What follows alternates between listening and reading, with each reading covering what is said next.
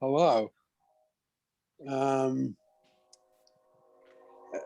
in terms of transparency, I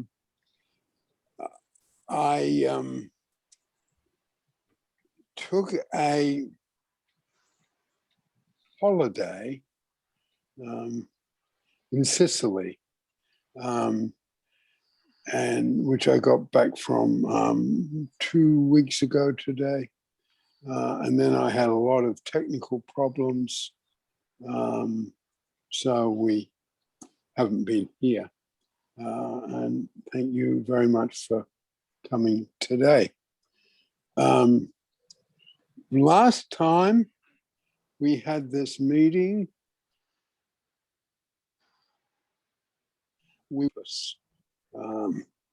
in a sense, in terms of things we've done recently on the forum, you know, resistance to nourishing change, stuff that's a bit more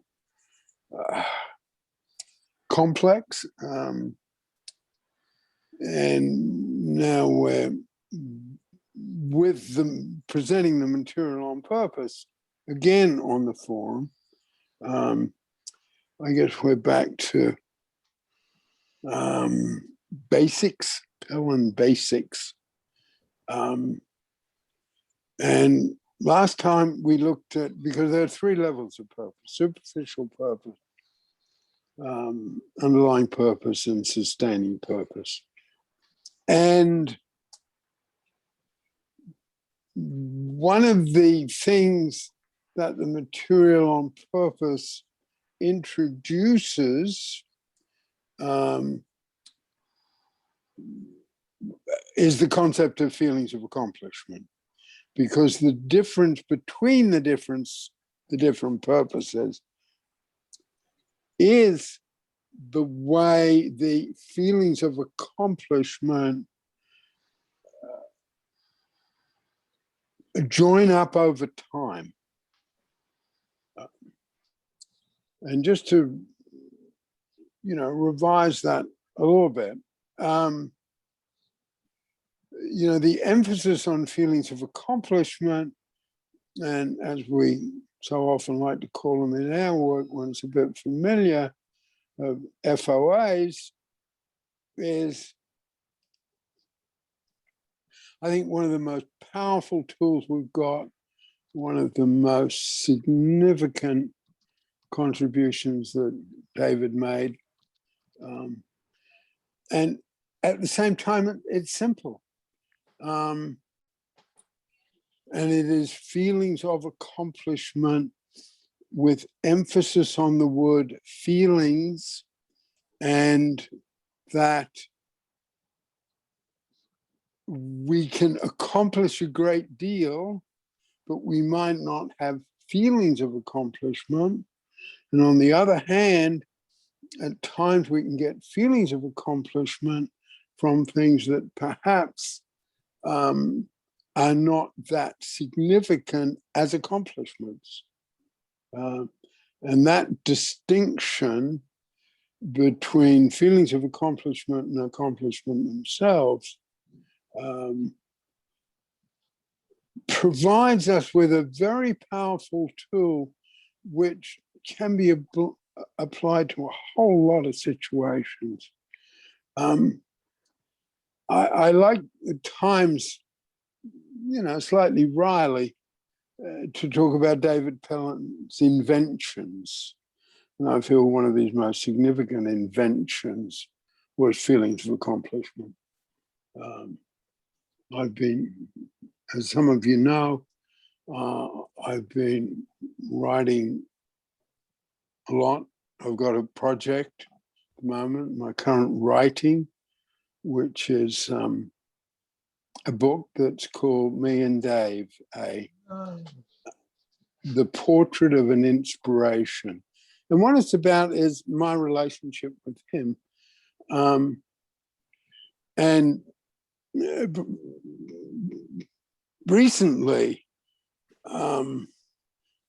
I've been talking about his achievement, the achievement of his body of work. And the reason I like at times, particularly in terms of feelings of accomplishment, to talk about it as an invention, because you don't need any qualifications to invent something. He was the author of this significant school of thought and practice. What school did he go to? Where did he get his PhD? Who published him? Oh, can you tell me the name of one of his books? He was of an oral tradition, not of a academic tradition at all. David wrote nothing down, and books played no part in his life. If we take that in terms of what it means, it's a little bit mind-boggling, because one of the things it means is he kept all stuff in his head, like an ancient, the people who first recited Homer. It was never written down. They had these sort of hours of stuff in their head. David had all this stuff in his head, which is different, just absolutely different.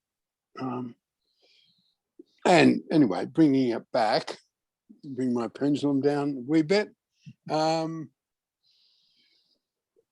I feel there's something very significant about the concept of feelings of accomplishment. He said about it, at times he talked about it as the most important need we have, feelings of accomplishment. And the other thing about feelings of accomplishment, it was the start of the work. His first insight, I use that phrase, his first development of his work was seeing that people, his perception was, using our words, people got strokes because they did not have feelings of accomplishment. And they did not have feelings of accomplishment because they did not have purpose. That was the start of it. Everything, in a sense, developed from there. In superficial purpose, the feelings of accomplishment are very strong. There's a lot of them around today in two countries that, yes, I have an existential crisis at the moment. Do I support Italy or do I support England? Okay, in this very large soccer match, to use your word, that's happening today.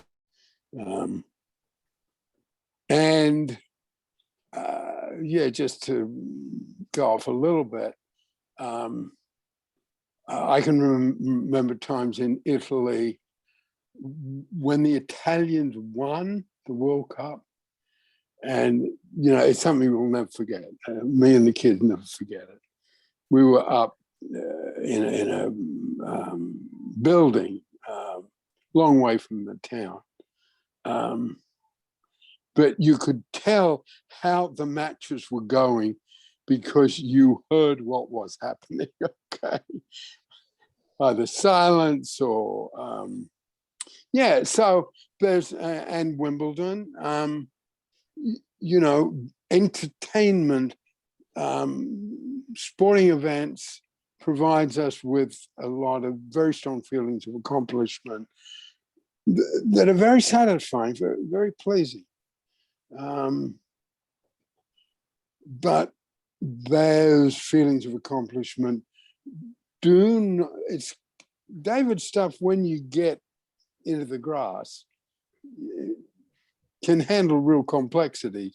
In a way, those feelings of accomplishment do not link up over time. But if we look at someone having their favorite football team, whether it's what we call American football or what you call soccer, someone having their favorite team, those feelings of accomplishment do link up over time. So, when I present the material with a certain broad brush stroke, it can handle those differences. And if someone's purpose can be in following football. You know, particularly if, you know, people who live in Ann Arbor and follow Michigan, and people who live in Columbus and follow Ohio State, they're big deals. They're big deals. But in our sense, the feelings of accomplishment, even there, don't come together over time in a way that builds building blocks of our life. And what we're talking about today is underlying purpose. Underlying purpose, in underlying purpose, the feelings of accomplishment come together over time.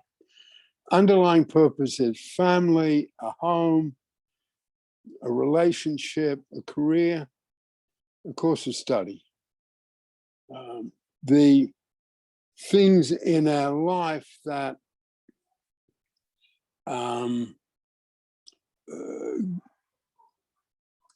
give our life strength. In our material on purpose, what we have is something very strong in terms of how well are we doing in our life. Underlying purpose releases energy, and it means that our life has strength because the underlying purpose is the underlying purpose is a source of feelings of accomplishment. And in the underlying purpose, those feelings of accomplishment build on each other. So something we did with our work today relates to something we did with our work. Well, my case, decades ago. Someone else's case, 5 years ago. Something we did with the kids today relates to what we did with the kids at another time. To some extent, the place of a family in purpose is very strong. And as you know, I use what I call a nourishing family as the metaphor and checking point for contribution training. You know, how does a nourishing family do that? Because, yeah. Someone want to come in? Oh, yeah, how does a nourishing family do that? And I think, and I very much put in the word nourishing because within a family, there can be evil, there can be hate, there can be destruction.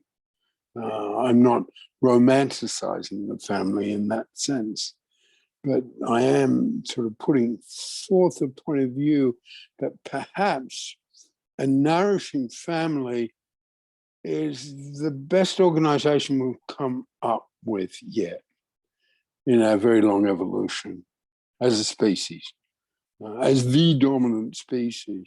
I think it's arguable that the nourishing family is perhaps the best bit of organization we've come up with. That's why I use it the way I do. And of course, my recent work, I came up with this before I got involved in fostering, okay?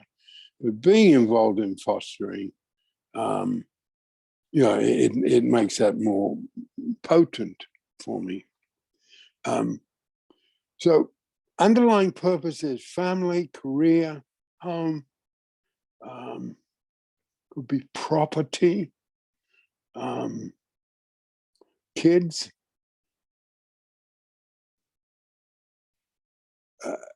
In many ways, underlying purpose is where we spend our life and how we make our living. And it's extraordinarily powerful. It can be extraordinarily powerful, extraordinarily healing. The lack of it can be devastating, which gets to the point, one of the points of underlying purpose. And I think, again, one of his, David, very significant contributions was seeing the difference between underlying purpose and what we'll be talking about next Sunday, which is superficial purpose. I'm sorry, sustaining purpose. Well, underlying purpose sort of, builds the structure of our lives, and the feelings of accomplishment come together. So the structure of our lives, the satisfaction of our life, the happiness of our life can come together in underlying purpose. Underlying purpose, by its nature, can come to an end through sources outside of our control. That is the limitation of it. And then, as we'll be doing next Sunday, move on to what is sustaining purpose, which is purpose that does not come to an end through sources outside of our control. And sometimes and when an underlying purpose comes to an end, that which has given us a steady stream of feelings of accomplishment, steady supply of those bricks. I need to be careful about my mixed metaphor. Bricks going through pipes. So that which will give us a steady supply of the bricks that are in underlying purpose can come to an end through sources outside of our control. Cynthia. When you said that, I just thought of something that actually solved a little bit of a puzzle well, not a puzzle, but something that I noticed when I was a divorce lawyer. Generally, marriages that lasted 20, 30 years, when they would break apart, sometimes they would break apart too.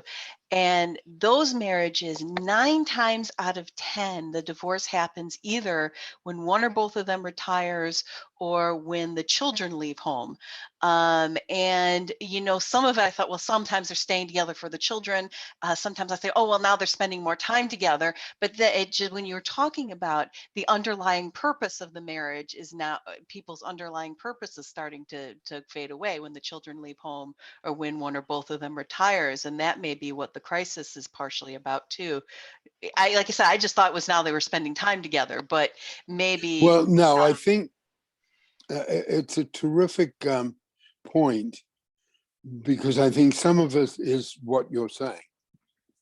But I think if we're not getting feelings of accomplishment, we're in trouble.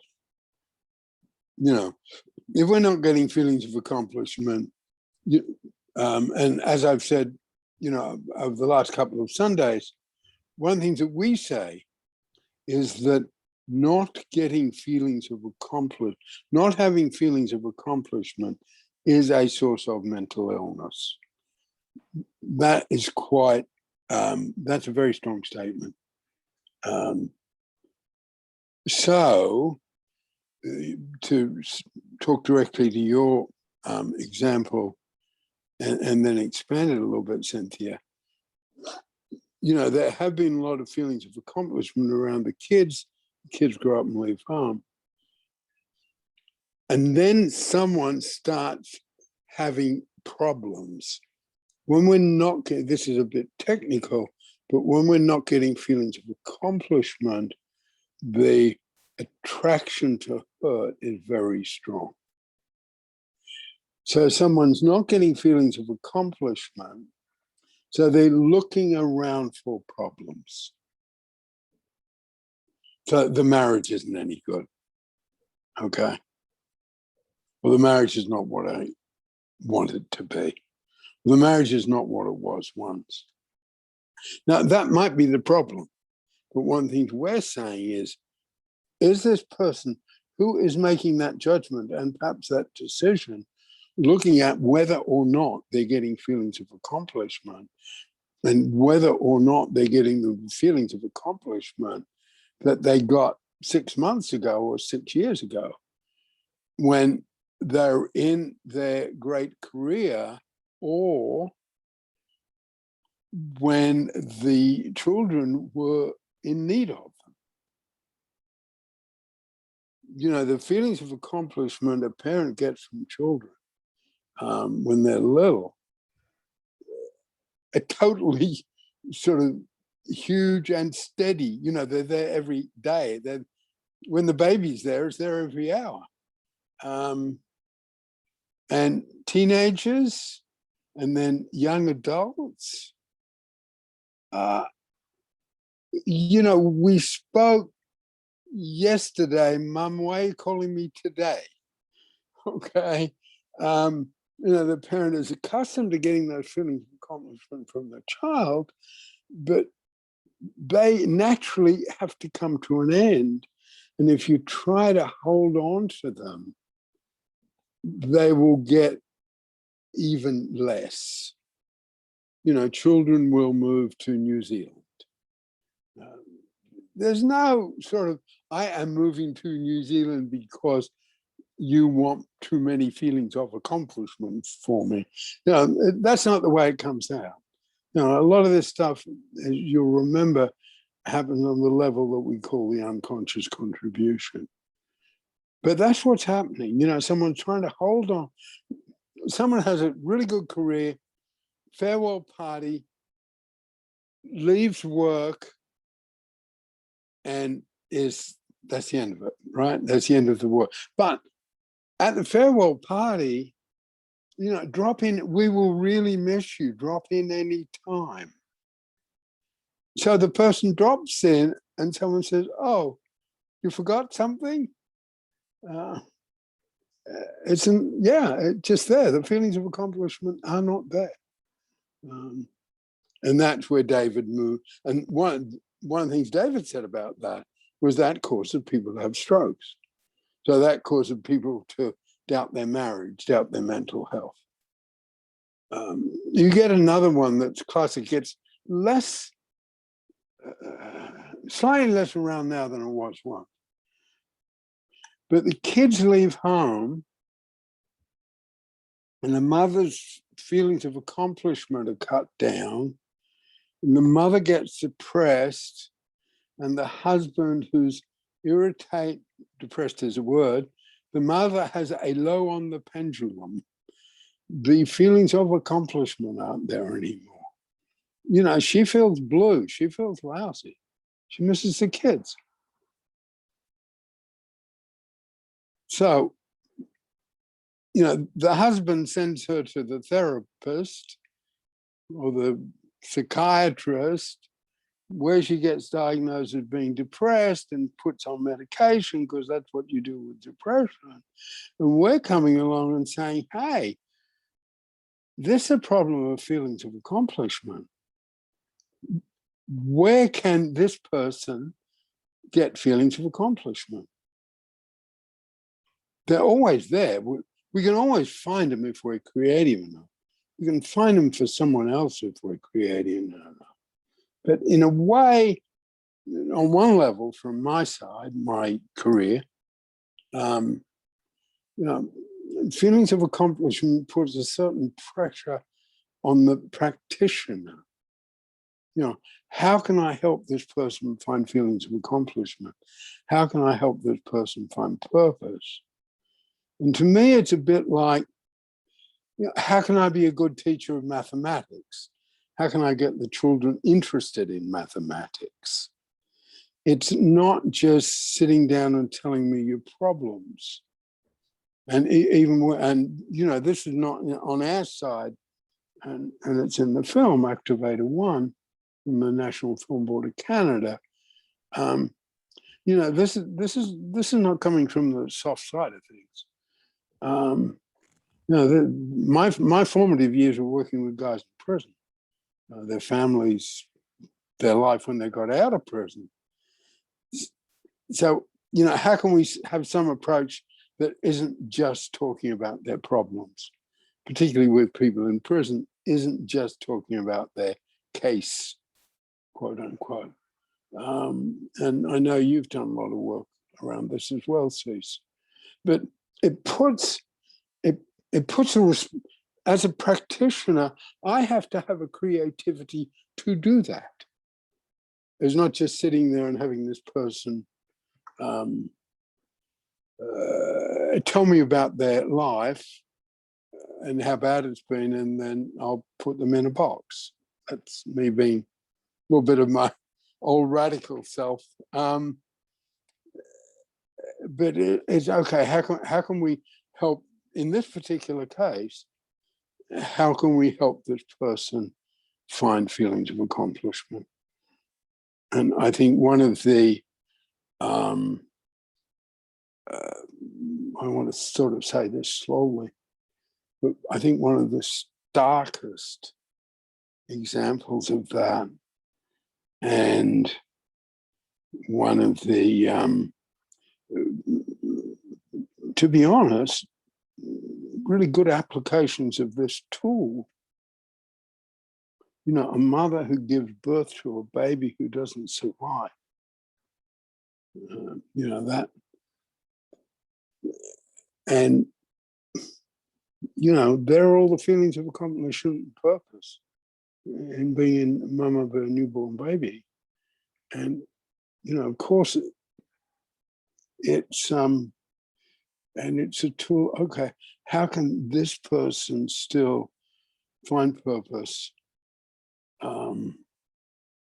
find underlying purpose, get some feelings of accomplishment in there? How can you get them in, get some feelings of accomplishment going in? Cease. Yeah, thank you for what you're talking about today. I'm reflecting on, with counseling, one of the, it's not a rule really, but the idea is that when there's a problem in the family, everybody has a role. Everybody, you start looking at a way everybody can interact or make this better. And sometimes what happens is one person kind of takes it all on. A lot of times it's a mother, sometimes the father, and then other people are like, what use am I? And I think that's somewhat, especially, I'm going to say for me, women we were kind of brought up to think we had to do everything, you know, in the family. We were the ones that did the housework, did the childcare, did the bill pay, all that stuff was what we were supposed to do. And I think that's destructive. And I can see it in myself. I don't do all those things necessarily, but I have that feeling. And so this is seeing my purpose in a different way of not that I have to do everything, but I need to be aware of it, be aware of that pull to do everything. And that's actually not a good purpose. So, and also seeing just that awareness is a step towards purpose, I think. You don't have to actually reach the whole thing before you can get feelings of accomplishment. So for me, just today, realizing that would be a step forward, would be a feeling of accomplishment for me, and being able to keep that in mind. Yeah. Does that make sense? Yeah. Okay. Yeah. Because one of the, well, if you remember the Sunday 3 weeks ago, when we were talking about superficial purpose, you know, people can get pulled into superficial purpose to the point, and that can, you know, one of the ways I talk about this, that can happen in a way to the almost Vic. Only a very quick comment on what you just said about people getting pulled into superficial purposes. Unfortunately, we also have to keep in mind that there are billion-dollar corporations whose purpose is to do exactly that, you know, and that's an appalling thing. I'll just very, very quickly throw this out. Years ago, and this is a connection with what you're saying, years ago, I was in a college class on economics. And it was interesting to me because the professor, a young guy, was doing a very, very good job and gave an elegant presentation about the British Columbia economy, right? Blah, blah, blah, blah, blah. It's going good. And I was sitting there, and for whatever reason, there had been bad news about, you know, the marijuana, you know, industry in British Columbia. So this presentation went on for a while. And finally, I put my hand up and I said to the person, I said, you know, this is a very good presentation. I said, can you tell me, because he developed a model of British Columbia economics. I said, can you tell me if your model includes the amount of money that is made in the illegal drug trade and how that happens to, you know, affect what you've presented, right? And there was complete silence, total silence in the room. And to this person's credit, you know, there was a long, he didn't say a word. And then finally he said, no, it can't. And so his model was in question, right? And other people in the class kind of turned around and looked at me as if I'd been really insightful, right? But it was a logical thing. Anyhow, just to connect with what you're saying is, unfortunately, we have this situation where everything you've said is so relevant, and that David taught about purpose and feelings of accomplishment, but we have billion-dollar corporations and illegal criminal organizations whose purpose, their purpose, is to drag everybody into superficial purpose. So I just thought I'd make that observation. Sorry, it's not negative. I'm not in touch with it as much as I'd like to be, VC. But I think at one point it was between lumber and salmon, okay? Oh, this in is terms of British Columbia's industries, terrible. It was lumber, marijuana, salmon. I can't quote, and some people had the figures. Some people had those figures. And I wrote a paper, it's in the manual. I think it's called The Search for Purpose. And I wrote a paper where it's about this is next week material more than today, slightly, next Sunday. But how, well, for one, that the great universities of the world are bazaars of purpose for the privileged, and that working class people, people with less opportunity, sold a bill of goods, you know, go to the pub, have a good time, chill out, let's go to the match. You know, in Australia, let's do a barbie. You know, keep your boys out of jail and your girls from getting pregnant, and everything will be fine. And in the and often, you know, authors, playwrights, romanticize, just the same as they at a certain point, prostitutes were very romanticized in novels and movies. And, you know, the privileged sort of sell a bill of goods to the less privileged, don't approach sustaining purpose because that will empower you.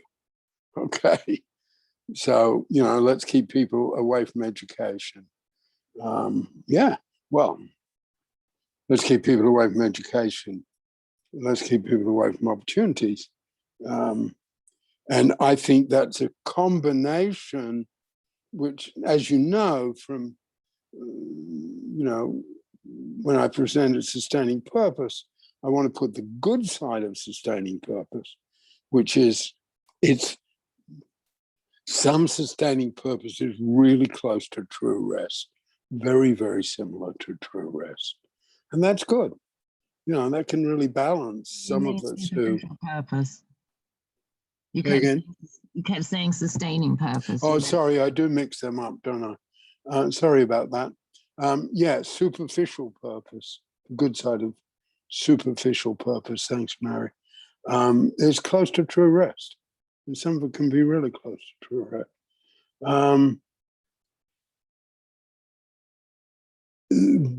But it needs to be examined closely because it has all that danger that you were talking about.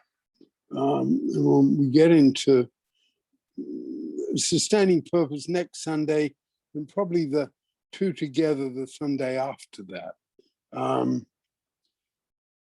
you know, the enormous energy that purpose can release.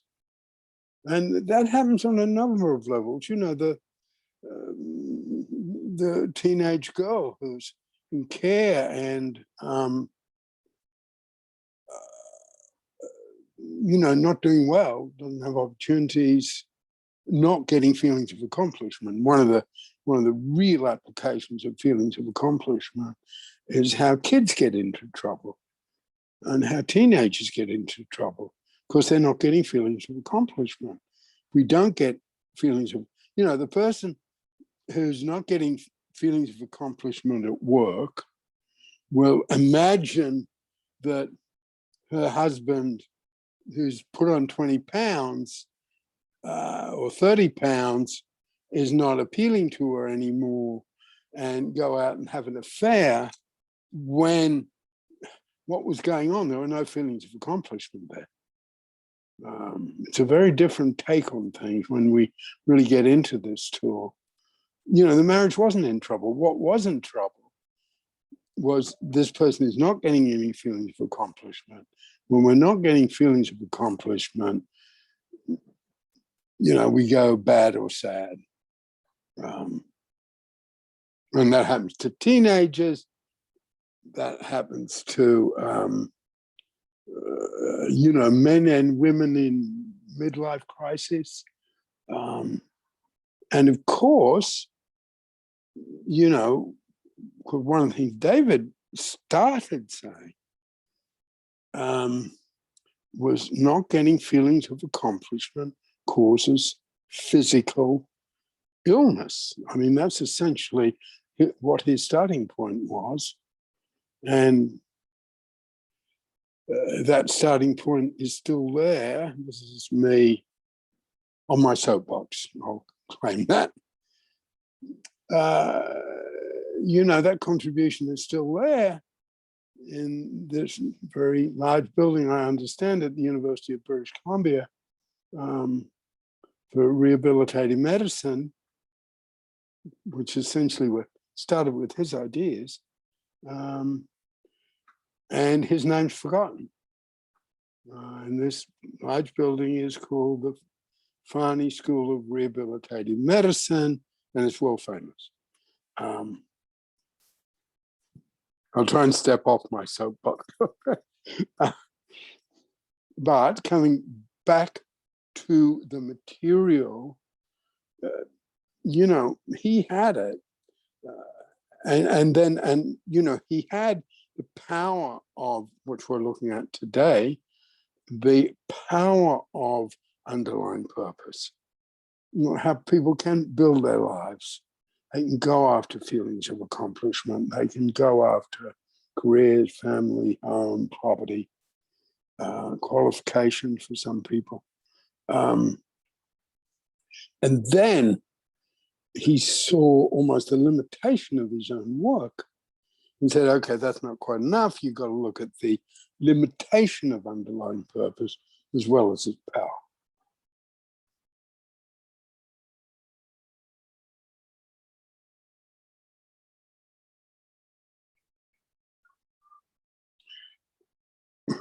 I'm going to show my mug.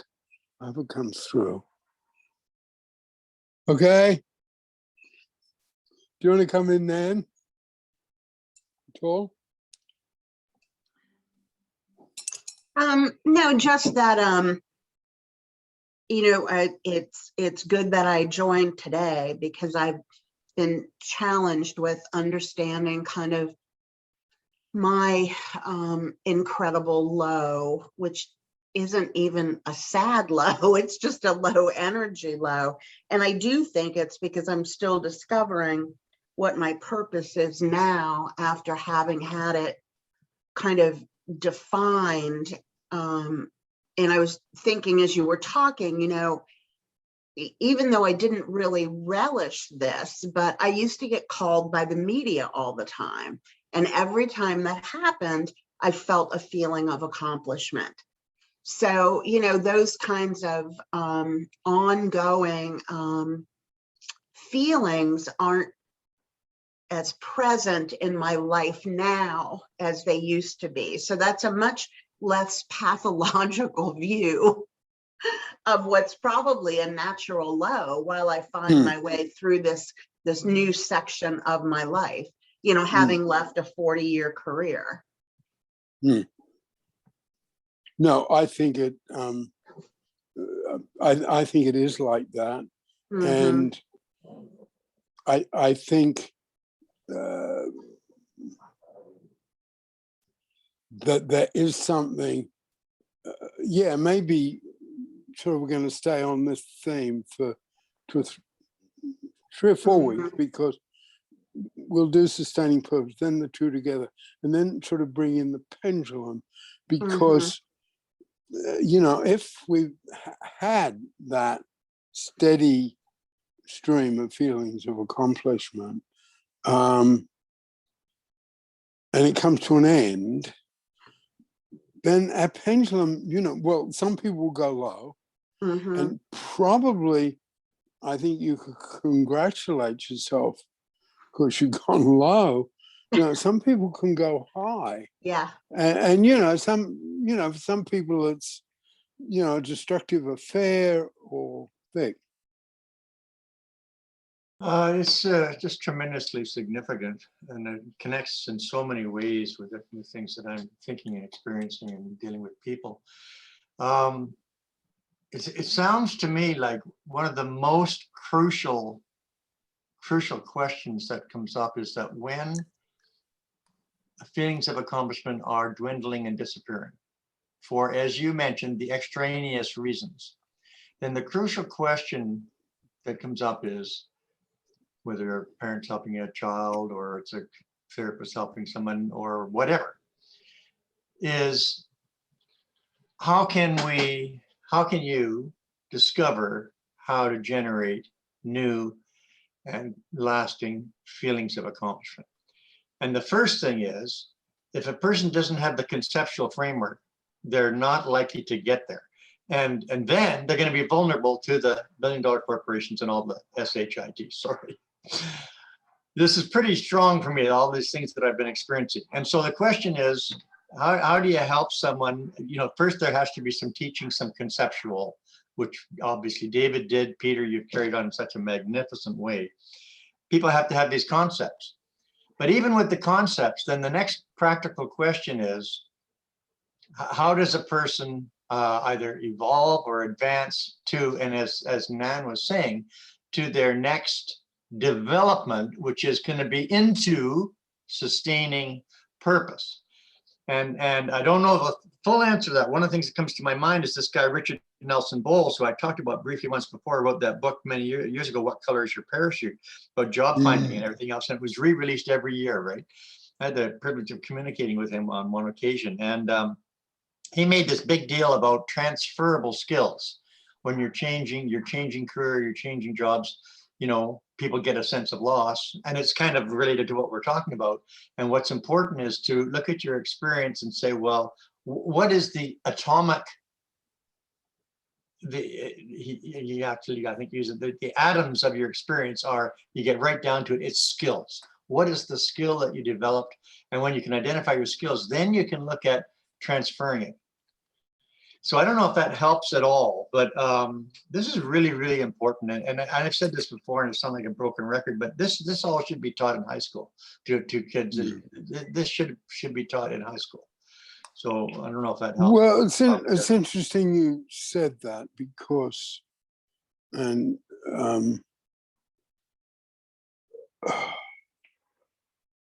that sort of, I at least want to develop the material to the point where it can. And I've done some of that with foster kids, not in high schools. But there's, as you talk about that, I appreciate you bringing that up.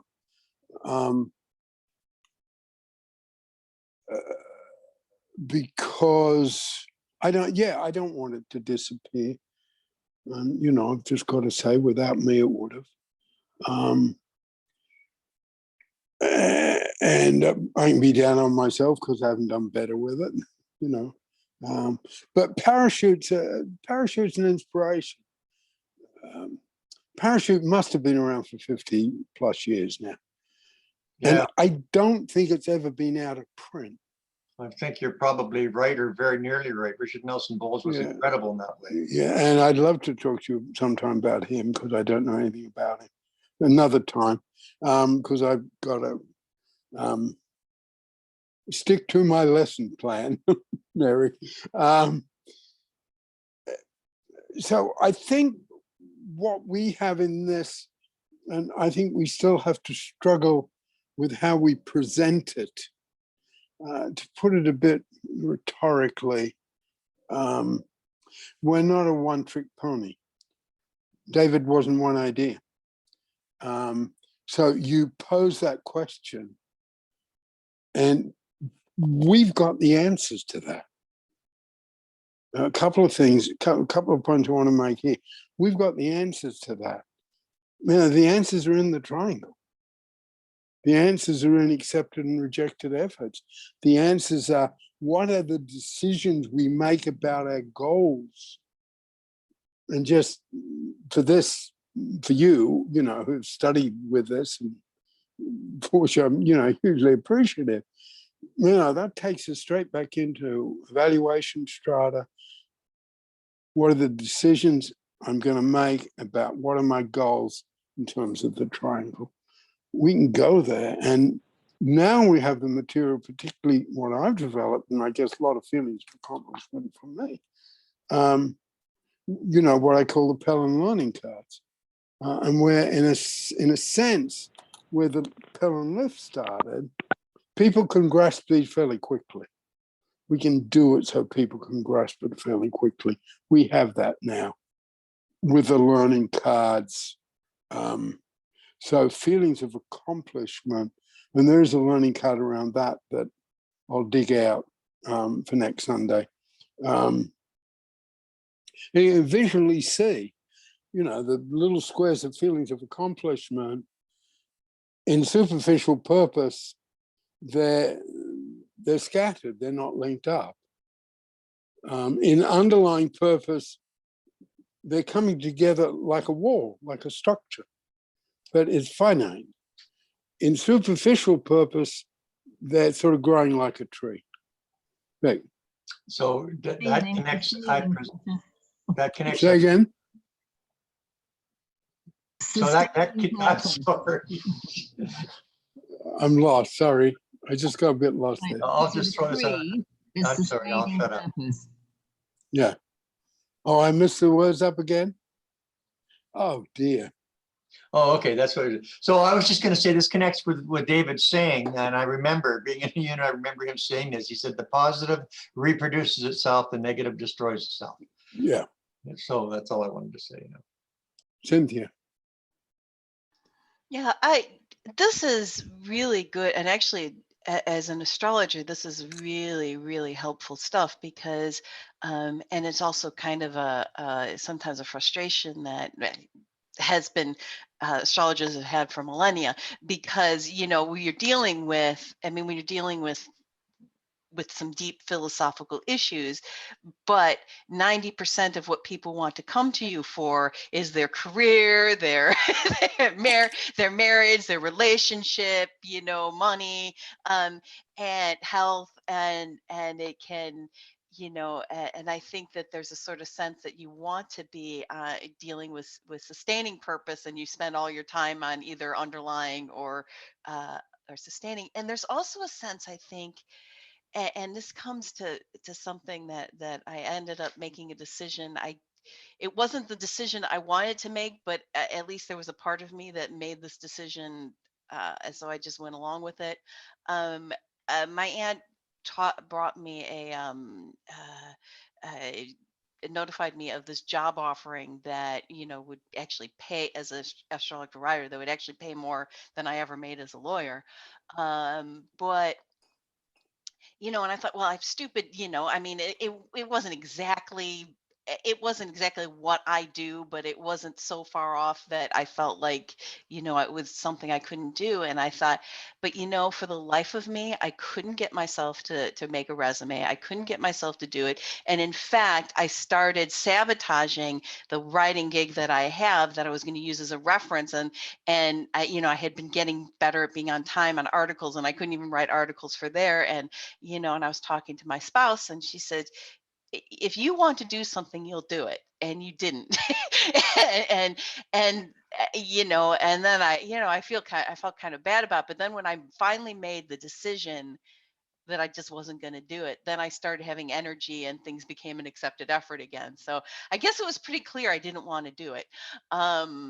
You know, even though in terms of an underlying purpose, it made sense. I mean, you know, I'm a little worried right now. We're okay on money, but I'm worried about my spouse's health. I'm, you know, whether she'll be able to keep working and that kind of thing. But so I guess I don't have, you know, and then feeling bad about it, but I guess it has to do a bit with the underlying purpose. And you know, when I think when you're raised working class and middle class, you know, and I come from a lower middle class, working class family.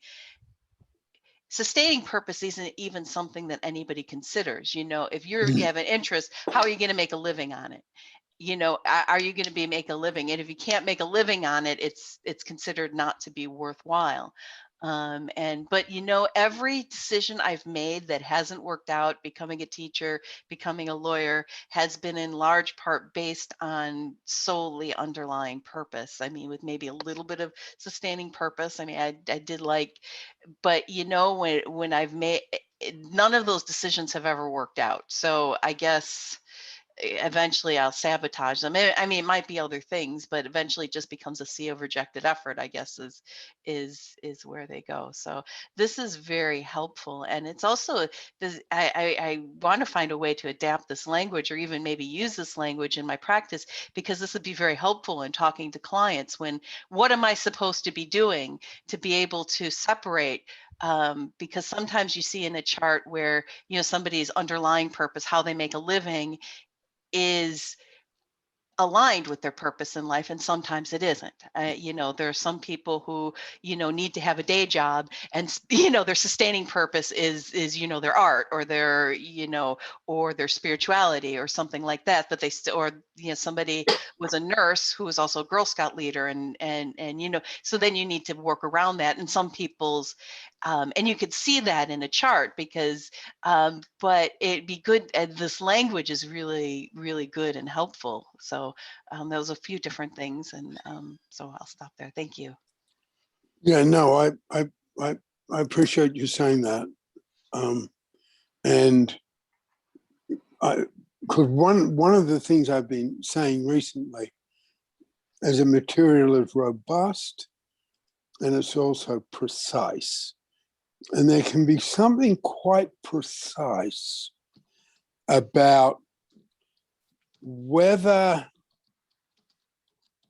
watching the football match today, England versus Italy, at Wembley, which is in London, whether that, you know, where is its superficial purpose? Where is the underlying purpose? And for some people, it's obviously sustaining purpose. I mean, the young, I'm from Australia, and the young Indigenous Australian woman who won women's Wimbledon yesterday, a big deal. for Australia, a big deal for race relationships in Australia. And part of being there, you know, Billie Jean King and Martina Navratilova were there. And they were spoken of as the royalty, okay? You know, they're two people who made tennis a sustaining purpose, particularly Billie Jean King. You know, she went from being a champion to being literally a politician, the way she picked up women's tennis. But for a whole lot of other people, it's superficial purpose, okay? And that is a good example of how, if tennis for someone is an underlying purpose and it comes to an end, they're not a champion anymore, they can be in big trouble. Because they can be just, you know, my life, yeah, they'll even say things like that, my life's over. Because I can't be the champion anymore. So the handling that underlying purpose, so it becomes a sustaining purpose. You can see some people have done it and some people haven't. And Billie Jean King's the example of the person who really did that. She is a Which hero is something I want to say again. She's a hero to, I know Exactly. to my mother and my mother's partner and to a lot of women. Yeah. She's quite a hero. Yeah, and because she went for equal pay, equal recognition. And that went into a whole bunch of other sports as well. So, you know, she went from being a tennis player to being a tennis politician. And of course, that doesn't depend on whether you're, that doesn't depend on whether you're winning tennis matches anymore. It's, you know, it's something you do a lot, Cease. It's whether you can get in to meet the politicians, okay? Whether you can use, I am Billie Jean King, when I knock on your door, you will open it, okay? Because last year I was Wimbledon champion. You know, there was a lot of savvy in what she did. So one of the things I want to say this, and going back to Vic's point, some people, you know, the part of me that says, you know, Pelham is, you know, reflects the unconscious accumulation of intuitive wisdom over time, or common sense, which is the same thing. And a lot of this is common sense. So some people look after it. You know, some people look after life. We'll slow down a little bit, okay? I'll just share it. Someone reminded me yesterday that when my first wife walked out on me, that was in Italy, that I ran groups the next day, okay? I have no memory of that at all. But somehow I did it. And it was noticed, you know. So I guess sometimes when your underlying purpose comes to an end, some people, you know, pick themselves up and go on. So just the same as some people prepare for their retirement, some people don't. And so some people don't need the structure because they've already got it, okay? But what we've got is the structure for people who don't. And, you know, if you look at the film of David, you know, he put that across with so much force. You know, if someone was in that situation where the underlying purpose is not there anymore, or they didn't have anything but superficial purpose, I mean, you know, he would teach that stuff. So he got into their soul. just with the thought of putting the structure in. And his methodology was almost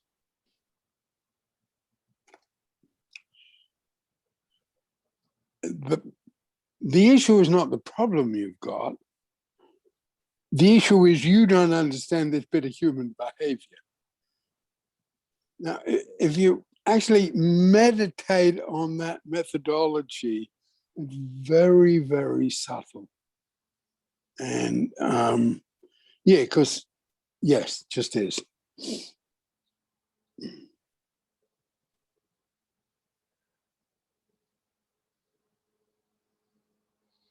Do you want to come in, tall Nikki?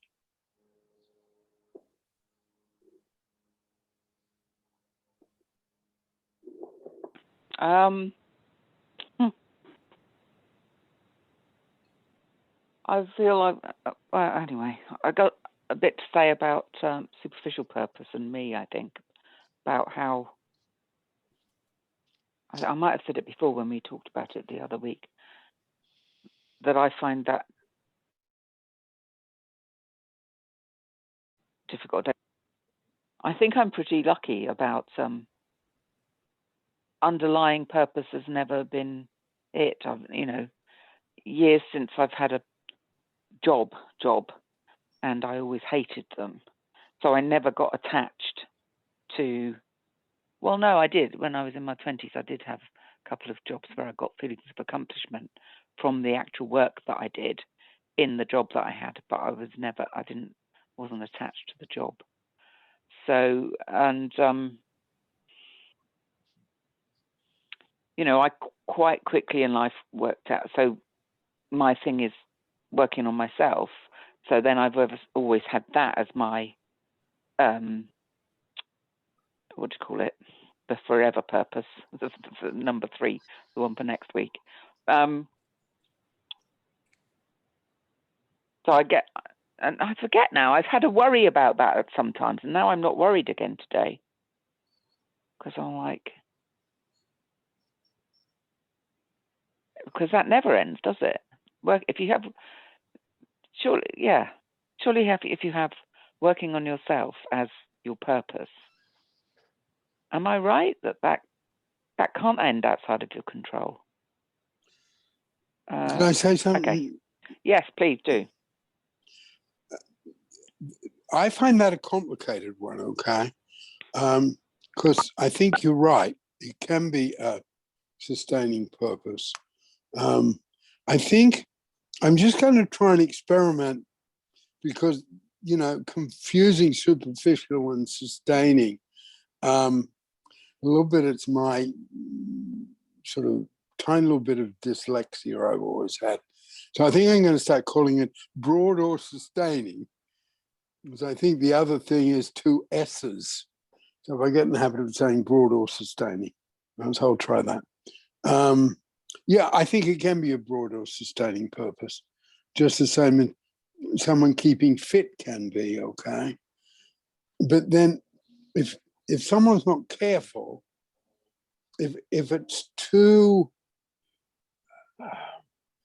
almost self-centered, and if someone's got a fair bit of caring life force, if someone's almost solely performance life force, it could work, you know, and it could be the man or the woman who's, you know, very fit at my age and plays tennis, you know, goes to the gym, keeps up with things. That could work. But it's got to be careful that it doesn't block out the contribution to other people. Vic. That's exactly precisely what was on my mind. And it come back to that moment that I wrote about in my essay when we were talking about this in the unit with David that particular time. One of the ring holders was criticizing us and saying, you know, because we weren't asking David, it was on a lecture on purpose. And we weren't asking David, and it was Mike Dunlop, Peter, who was saying to us, what's the matter with you people? You should be picking this man has something to give you, right? And then the conversation carried on. What is ultimate purpose? Whoever develops it, sustaining purpose. And it was Tamara, that Tamara in the unit at that time said, well, she thought somebody said it had something to do with giving. And this is what and it's coming to what you just said, contribution to others, something about giving. And then Tamara looked at everybody and said, Dave, you're giving all the time. That's the difference between us and you. And then David said, you know, that was the answer, that the key to developing that purpose was giving to others. And of course, he rolled up his sleeve and showed us the scars on his arm, and said, I was a fool once too. So coming back to what you just said, we have to be careful that in our development that we're not just focused on ourselves. And I say that very humbly because I feel I'm a terribly self-centered person, but it's about contributing to others. And that would seem to me to be a defining part of sustaining purpose.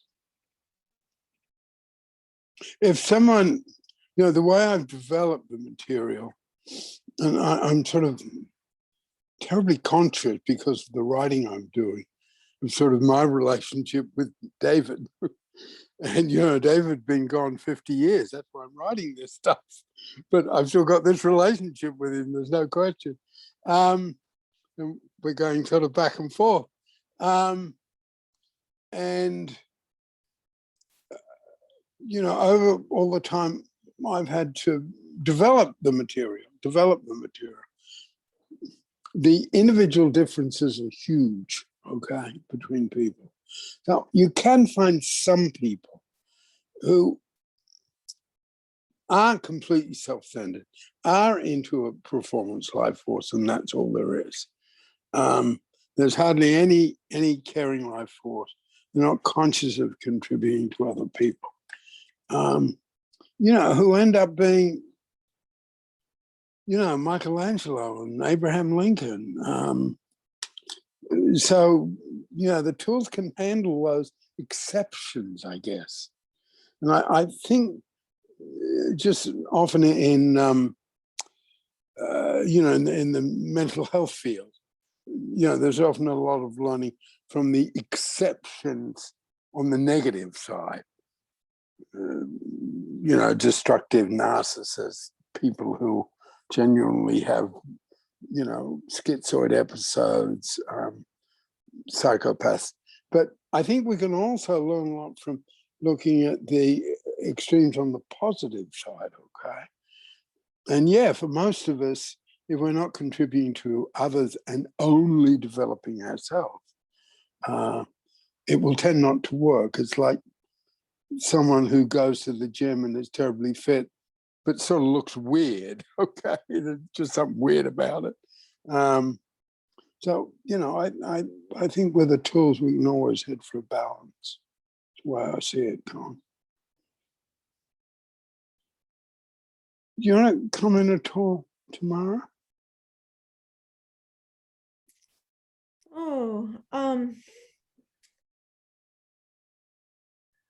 Oh, I hope this doesn't sound stupid, but I think that there is a, well, I don't know what the right word is. It's a trick. It's a tricky place where my profession is my sustaining purpose and my underlying purpose. And then I run into burnout. And then I wonder where I got this idea not quite right, because the need for me, my livelihood is where I put in my meaning. I find meaning in my life, and also telling me, you know, caring for others, but getting paid for it.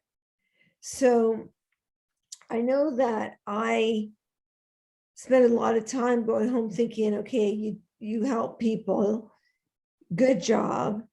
And then I get the weirdest feeling when I have to focus on the idea of marketing to get more people to help.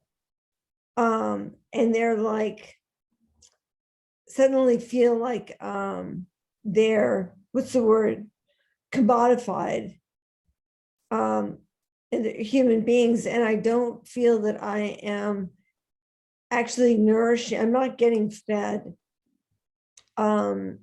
It has to do with my professional ego, and my survival fears. And it's very self-centered. It feels like it's extremely self-centered. So I just want to put in I guess for helpers, there's an extra step that maybe we have to take in order to realize that we may be very hungry for sustaining purpose, and where we find nourishing family when we need it. I just think it's tricky being a therapist. No, I think there are a number of issues there, and I think they're ones I've been writing about recently, because I feel that David, what we call the caring life force, he called the motivating force of rejectiveness. And I think within that, there's some real answers to what you're talking about, okay? Because that was one of the things, that was one of the two things when he first grabbed me, because I wasn't impressed with him, but I was told by my boss to go, and sort of my job depended on a bit, so I went, and he presented each of us have only got a little bit of the truth line. That was the first one. But the second one, when I heard him present what he called rejectiveness, and which was quite sort of convoluted, but I'd had this sort of problem.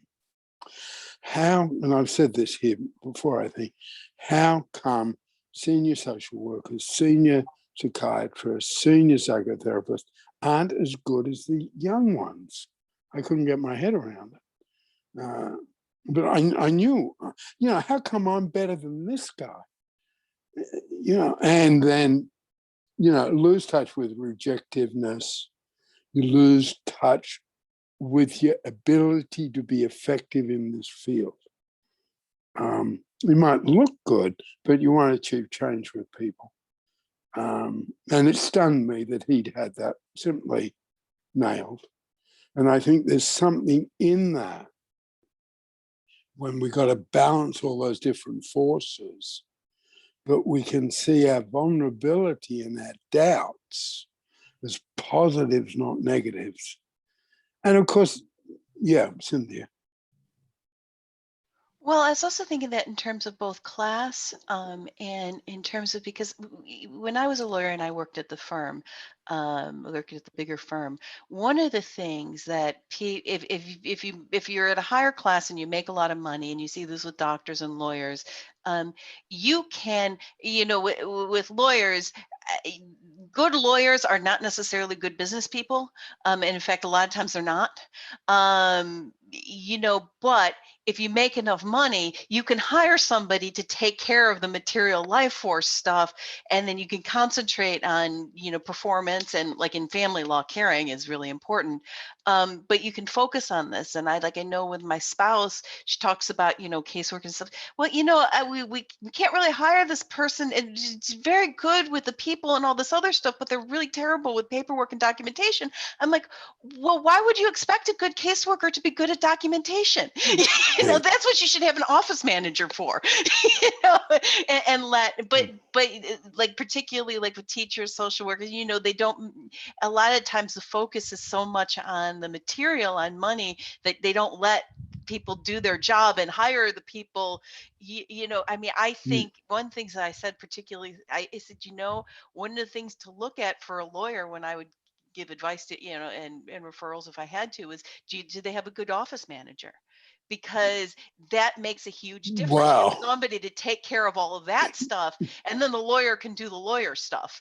But oh yeah, I always, well, because I started off working for lawyers before I became one, and I think that the secretary or the office manager is probably the most important person, and the clerk is the most important in the court, because you know what, a lawyer can, except for a few who have got really good performance life force, if you lost your papers or your documentations or did all those things that people disorganized do, you're going to get in trouble in court unless you're a good tap dancer. So Yeah.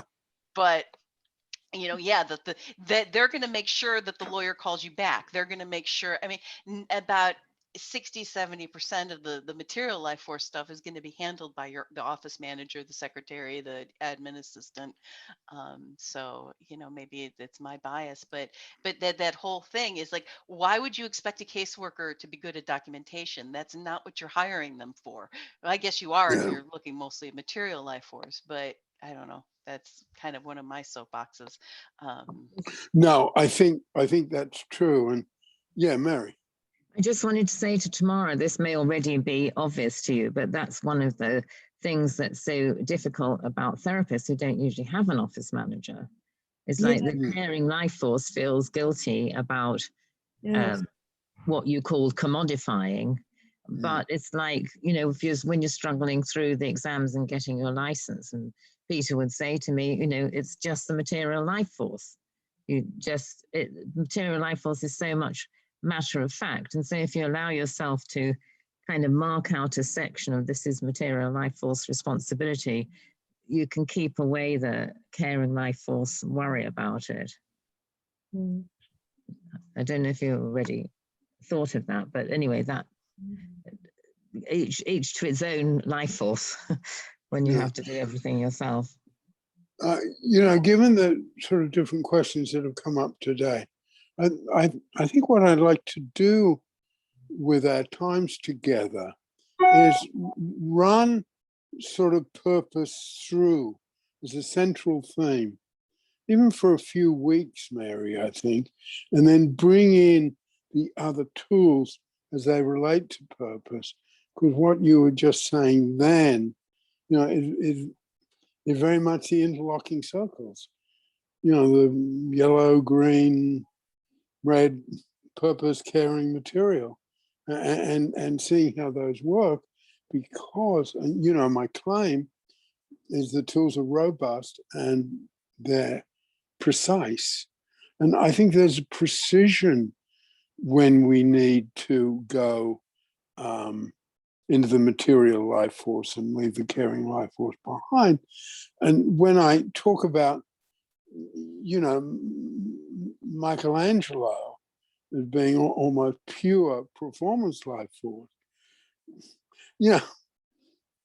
he had the Pope looking after his material life force. Okay, I mean that's a pretty big deal, and then he had people who adored him because of his talent. So these other things were sort of looked after, and yeah, I just sort of want to put that out. And I guess it's like, well, great tennis players and soccer players, who are playing these matches today and today,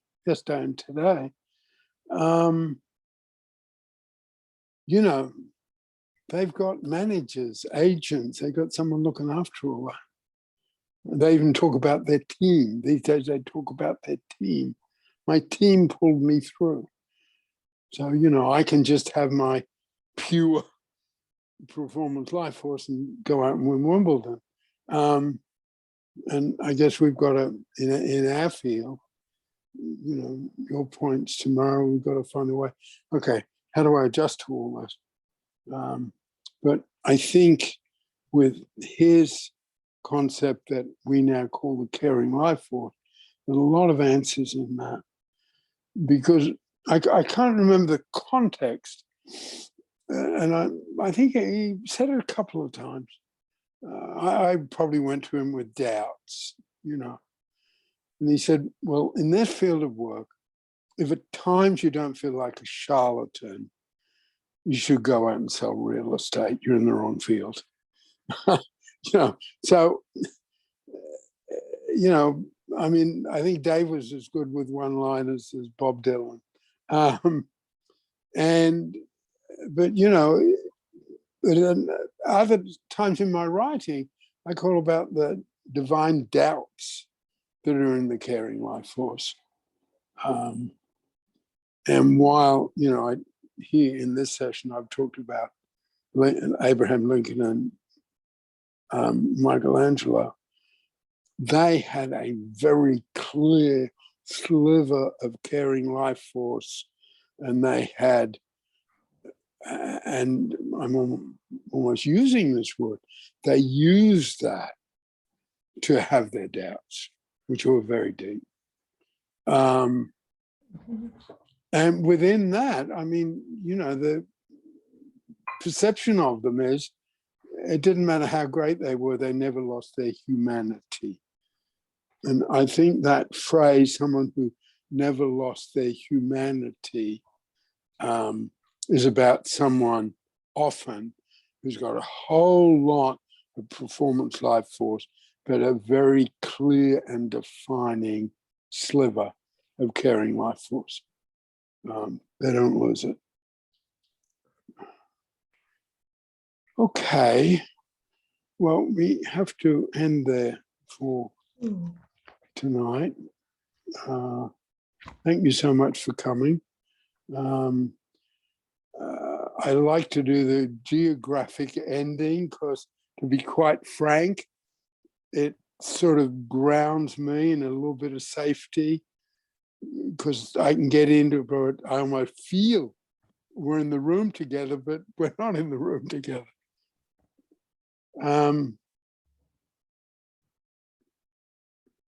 So tomorrow had to go. Oh yeah, I'm Peter, and I'm in. It's just getting a little bit dark. I'm in Norfolk in England. Do you want to go next, Mary? We'll come the other way. Sure. I'm Mary in Rosarito Beach, and it's just after 11:30. Don't know the weather inside the garage. Vic? Yeah, I'm Vic in Abbotsford, BC. It's 11:30 a.m. in the morning. Thank you, everybody. I learned I can. I always do. Thanks very much. Okay, Cynthia? Cynthia, Kankakee, Illinois. It's about 1:30 here. Okay, Nan? Hi, Nan, Cincinnati. It's 2:30 here in Ohio. Okay, Cease? Cease, I'm currently in Buffalo, New York, where it's also about 2:30 p.m. Okay. Nikki?